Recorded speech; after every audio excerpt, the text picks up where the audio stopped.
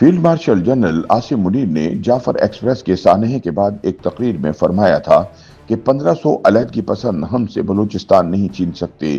یہ بالکل صاف بات ہے کیونکہ بلوچ دہشت گرد اور ان کے پروردہ بہت کم تعداد میں ہیں۔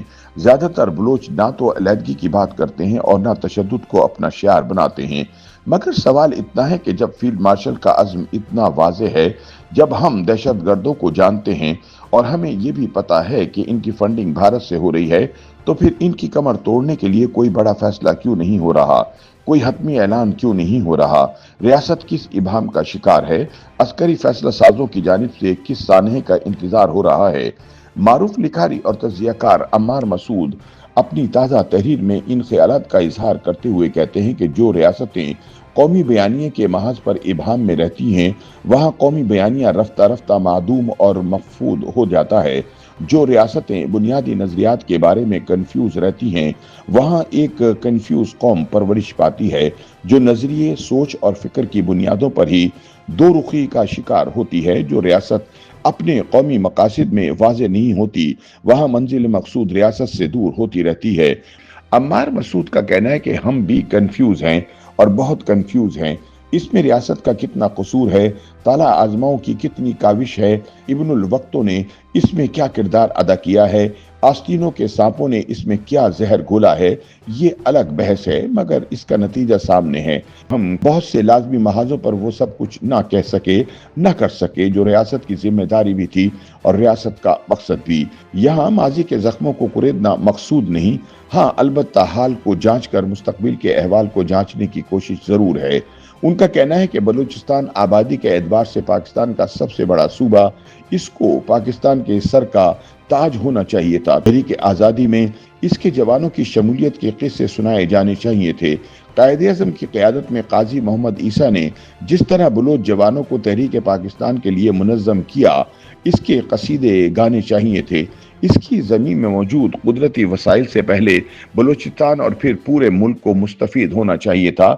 اس کے رسم و رواج کا پرچار دنیا میں کرنا چاہیے تھا، مگر ان میں سے ہم کچھ نہیں کر پا رہے۔ عمار مسعود کہتے ہیں کہ اس سب کا نتیجہ یہ ہے کہ آج ہماری جھولی میں صرف بم دھماکے، خودکش حملے، بیرونی ایما پر شورشیں، اندرونی سازشیں، نااہلی اور تقسیم در تقسیم کے سوا کچھ بھی نہیں۔ وہ بلوچستان جو امن پسند ہے، جو ریاست سے وفا کا دائی ہے، جو محبت کے لیے بنا ہے، اس کے گرد ان لوگوں کا راج ہے جو ریاست میں آگ لگا رہے ہیں، جو سب کے سامنے ہماری جڑوں کو کھوکھلا کر رہے ہیں، جو بیرونی فنڈنگ سے اس ملک کی زمین کو لہو لہان کر رہے ہیں۔ کبھی یہ فتنہ انگیز بلوچ لبریشن آرمی کے روپ میں ملتے ہیں، کبھی ماہرنگ بلوچ کی زبان سے بولتے ہیں، کبھی بھارت کے ایما پر زہر گھولتے ہیں، کبھی دہشت گردوں کا تعلق افغانستان سے نکلتا ہے، کبھی ان کے ڈانڈے بھارت سے ملتے ہیں۔ یہ سب ہماری نظروں کے سامنے ہو رہا ہے۔ ان زہریلے پودوں کی آبیاری ہمارے ہاں ہی کی گئی۔ ساری غلطی یہ ہے کہ ہم نے ان دشمنوں کو اس سرزمین پر پنپنے دیا۔ اب جو کچھ ہو رہا ہے اس میں ہمارا ریاستی ابہام بھی قصوروار ہے، ہمارا کنفیوز بیانیہ بھی ذمہ دار ہے۔ عمار مسعود کہتے ہیں کہ آج بلوچ لبریشن آرمی پاکستان میں جس پیمانے کی دہشت گردی کر رہی ہے، اس کا تصور بھی کسی ترقی یافتہ ملک میں نہیں کیا جا سکتا۔ اس وقت بلوچستان میں نہ صرف خودکش حملے کیے جا رہے ہیں، بلکہ پنجابی مسافروں کو ٹرینوں اور بسوں سے اتار کر شناخت کے بعد لائنوں میں لگا کر قتل کیا جا رہا ہے۔ سوال یہ ہے کہ دنیا کی کوئی اور ریاست ہوتی تو کیا وہ اس خودکش حملوں اور قتل عام کے بعد خاموش رہتی؟ کیا کوئی اور ریاست اپنی جڑوں کو کھوکھلا کرنے کی اجازت دیتی؟ کیا وہ ایسے فتنہ انگیزوں کا بیانیے کے محاذ پر طاقتور ہونے کا انتظار کرتی؟ کوئی اور ریاست ہوتی تو اب تک ایسے عناصر کا قلمہ کیا جا چکا ہوتا۔ عمار مسعود کہتے ہیں کہ ہمیں اصل دھوکہ انسانی حقوق کے نام پر دیا گیا ہے۔ انسانی حقوق کسی بھی ملک کے قوانین کے سر کا تاج ہوتے ہیں۔ انہی سے اس ملک میں انسانی جان کی اہمیت اور حیثیت کا پتہ چلتا ہے۔ انہی سے ملک کے شہریوں کی قدر اور منزلت کا اندازہ ہوتا ہے۔ لیکن المیہ یہ ہے کہ انسانی حقوق کے نام پر ظلم کرنے والوں نے ہمیشہ خود انسانی حقوق کو پامال کیا، انہی حقوق کو پاؤں تلے روندا، انہی انسانی حقوق کی آڑ میں خودکش حملے کیے، انہی انسانی حقوق کا نام لے کر سارے صوبے کو لہو رنگ کر دیا۔